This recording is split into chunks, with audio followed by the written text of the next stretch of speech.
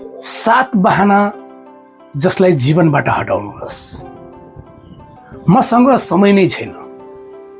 समय नभएको होइन, प्राथमिकता अनुभूति नभएको। अब बुढो भइसके, अब सक्दिन।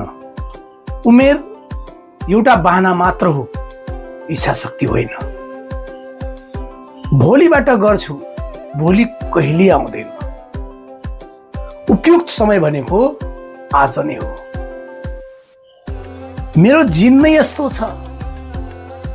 जिनले स्वास्थ्यमा 20 देखि 30% मात्र प्रभाव पार्छ, बाँकी खानपान र जीवनशैलीले पार्छ। मैले धेरै पटक प्रयास गरेँ तर सकिन। नयाँ रणनीति र धैर्यताका साथ फेरि उठ्न सके जित नजिकै छ। अरूले पनि यस्तै गर्छ। भिडको पछाडि होइन, अगाडि बढ्नु बुद्धिमानी हुन्छ।